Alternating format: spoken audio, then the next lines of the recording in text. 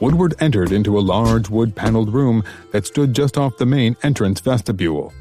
It was arranged for a gathering, the chairs and the other furniture shunted aside to afford space for movement, a polite fire burning in a white stone hearth as the rainy night had turned cool. A chandelier made of antlers hung overhead, a dozen candles flickering amid the points. Bidwell was there, wearing another opulent wig and a velvet suit the color of dark port. He was standing with two other gentlemen in conversation. Ah, there's the magistrate now. Sir, how was your rest? Not long enough, I fear.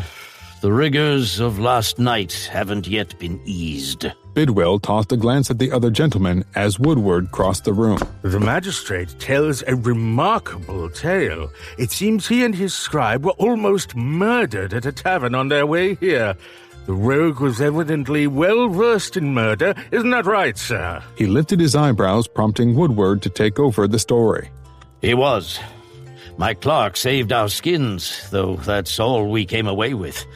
By necessity, we abandoned our belongings. Oh, I look forward to the morrow, Mr. Bidwell. Bidwell looked back to the two others. The magistrate has asked me to send a party of militia there in order to regain his worldly goods. Also to arrest that man and to bring him to justice. I'll be going too. I wouldn't miss seeing the expression on Shockham's face when the iron slapped on him. One of the gentlemen, a younger man perhaps in his 30s, frowned. Will Shoreham?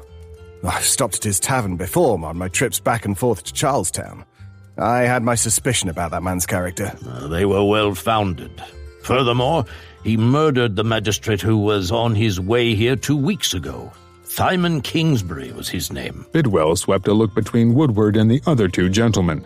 Let me make introductions. Magistrate Isaac Woodward. This is Nicholas Payne. Bidwell nodded toward the younger man, and Woodward shook Payne's outstretched hand. And Elias Garrick? Woodward grasped Garrick's hand as well. Mr. Payne is the captain of our militia. He'll be leading the expedition to secure Mr. Shoreham in the morning. Won't you, Nicholas? Payne offered a slightly inconvenienced smile.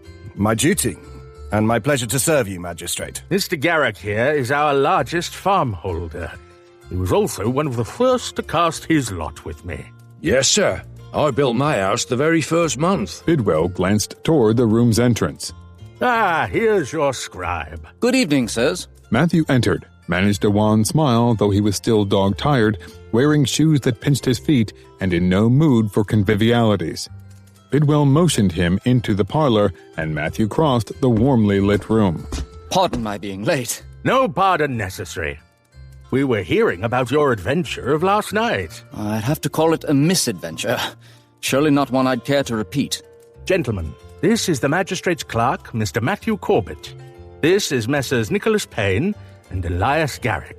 Hands were again shaken as Bidwell offered a pleased nod. I was telling the magistrate that Mr. Payne is the captain of our militia and shall be leading the expedition to secure Mr. Shoreham in the morning. As it's a lengthy trip, we shall be leaving promptly at sunrise. Woodward gave a nod to Payne. It will be a pleasure to rise early for that satisfaction, sir. Very well. I'll find another man or two to take along. Will we need guns, or do you think Shoreham will give up without violence? Guns. Definitely guns.